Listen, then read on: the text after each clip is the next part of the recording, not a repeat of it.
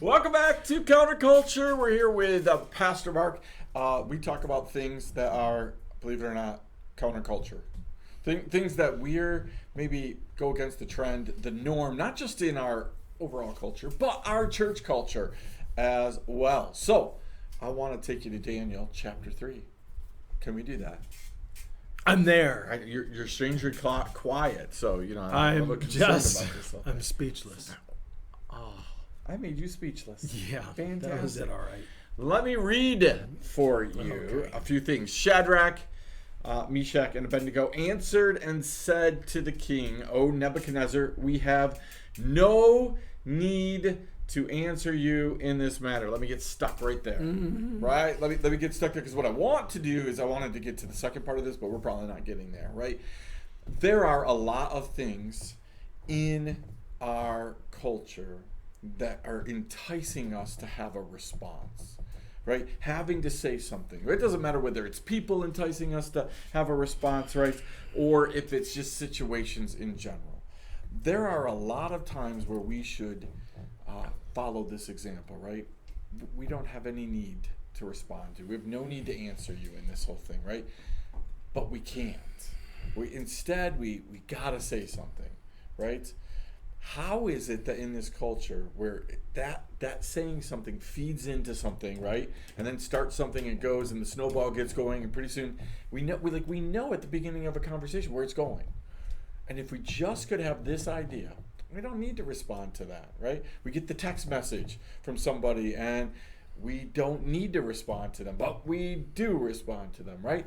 How is it that you withhold yourself from responding to situations and people? There's several things that come to my mind. Fantastic. This is good. And because I have, excuse me, worked with people on this. A buddy of mine works with youth at his church, and he has to deal with, of course, youth saying, "But why?" Little kids. I remember reading something one time. This mother said, the way you stop a child from asking why, or a teenager, but why? Asked and answered. She said that will end every argument with a kid. Asked and answered. That works with adults too, by the way. Good. In churches. So, Pastor, why? Why can't we do? Asked and answered. And that's the end of it. Here's the interesting thing. We are conditioned, one way or another, to believe that we have to give a reason why we decide to do what we're going to do. And we do not have to do that. So this friend of mine who, it was very liberating for him when I said, "Why do you have to give an answer?" He goes, "Well, because they asked why." I said, "Did you sign a contract with them that says I will give you an answer to your question why?" Moms know. My mom knew. She didn't have to give me a reason for why she said no. Exactly. And so we're in this situation that, especially with vax, don't vax. Well, why aren't you? I really don't have to answer that question. I do not have to give you a reason for why I do what I do. But every why is just going to lead to another why, right? So again, I talk about this all the time and say, hey, whys lead to whos, right?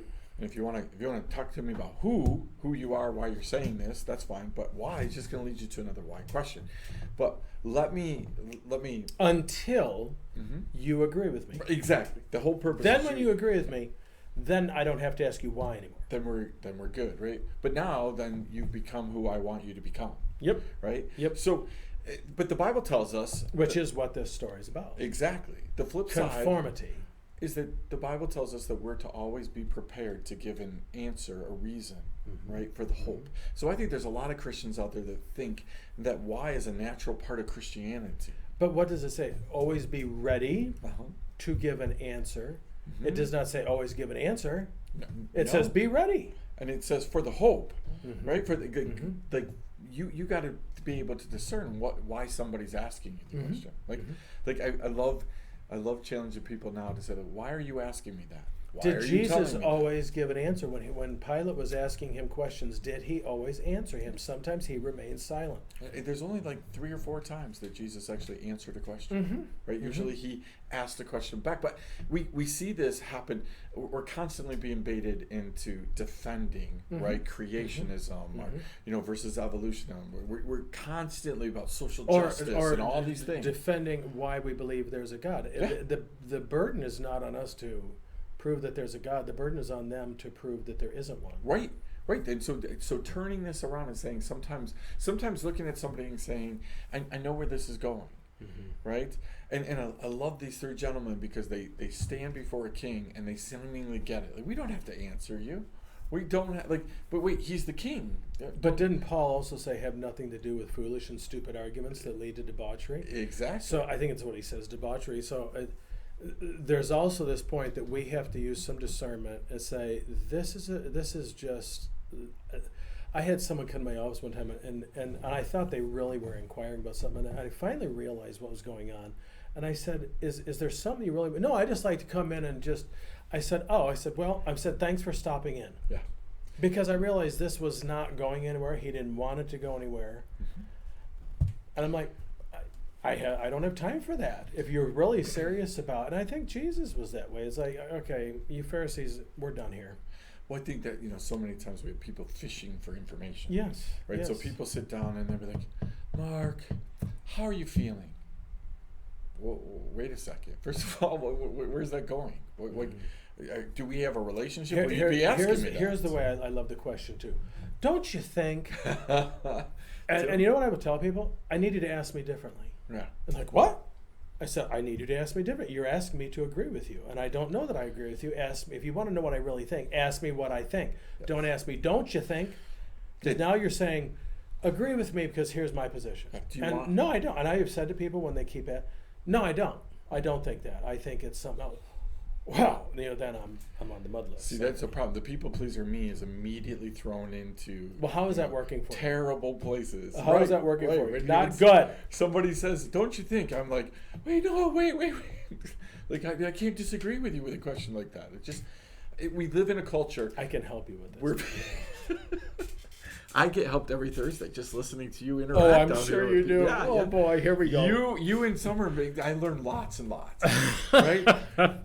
but we're constantly being baited into conversation, right? I think about this vaccine, all of this COVID stuff, and constantly people are trying to bait each other, not into caring about each other, but into some kind of an argument. Because we want to be right. Right.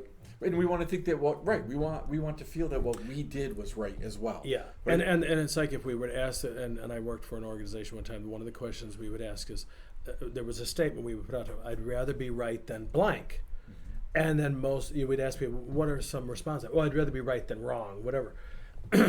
Finally, someone would get to the point where they'd say, I'd rather be right than happy. Yeah. There are some things. It's just my wife and I were just discussing this the other day. There's some wonderful comments that we have learned to use with things when people say something to us, and they're baiting or whatever the case. Interesting. Just kind of stops everything. Wow. Really? You just say you're not agreeing. I think interesting. Interesting is a very interesting word to say in this moment. Interesting. You're not agreeing? No, they might think you're agreeing. That might be what they hear, but I didn't say that. It's interesting. And then actually what you're doing is baiting them into conversation, aren't you? Where you're let me flip this and now I'll control the conversation. Yeah, well, and it isn't about even that. It's just there's some discussion. I was like, well, I guess we're going to have to agree to disagree. I'm done. I love and that. I'm done because it's like we're not going to agree. So if you're going to wrap this up for me and you're going to say to people, okay. Somebody comes to you and say, Dr. Mark, how do I avoid these conversations? Right? How do I avoid these arguments that aren't all they're doing is causing division? All they're doing is causing hurt and pain and frustration and all these things. How do I avoid these things? There are several things I think we do. One we can just do, because this goes back to Dale Carnegie and How to Win Friends and Influence People.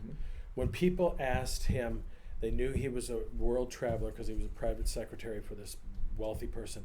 And he would talk to him, And it's the one thing I do remember from that book, by the way. And he would, they would say, "Oh, Mr. Carnegie, you travel all over the world and stuff. You know, you must really enjoy it." And he goes, "Yeah, I do." He goes, "Have you traveled anywhere?" And then they just puke all over him about where they travel, because he goes, "People are not really inquiring about you. Yep. They want to set it up so that you will inquire about them." Exactly. So here's the thing: find out their position if you want. Mhm. If you want. Yeah. If you want. Well, that sounds like that's important to you. So why don't you tell me what you're thinking with it? Mhm. I said, "Well, that's interesting." I said, I'll give that some thought. And here's the thing, you know, I really need I need to go right now, and maybe you do need to go, because you realize if I stay in this conversation, it's not going to be good. You're not lying to him. I don't Right. think we should ever lie. I think I need to go right now, but I'd love to. Maybe we'll talk about this later. Maybe we'll talk about this later. Let me ponder it. It doesn't mean I will, but and you said, "Well, isn't that disingenuous?" No, not necessarily, because maybe I will talk to him about it later. Maybe I won't. Yep. But right now, this is not going to go in a direction we want to go. And so there's little crafty ways that we can say, but we need to take control back of our own thinking is the big thing. And there's a friend of mine taught me something years ago called a 9-second pause, Ooh. which, you know, and it can be 10 seconds. I don't care how long you need. Okay. We're taught that we got to give, like you said, we got to give this answer right away. Maybe my answer is, you know, I need to think about that. Yeah. And you really want to flatter him? You've given me some things to think about. Okay. Or it's another way of putting it is, I acknowledge your position. I promise to weigh it carefully before taking any action. Yeah. Now, there's different ways you can say that. Is how interesting. I need to ponder that a little bit, as you just said. Now, did I say I agree with you? No. I did acknowledge I heard your position. Yep. I promise to weigh it carefully. Now, that might take me 3 seconds, Mhm. or it might take me 3 days. Maybe I've already pondered. I've already pondered it, and I disagree with you, but I'll ponder, okay, this is how you feel. What does pondering mean?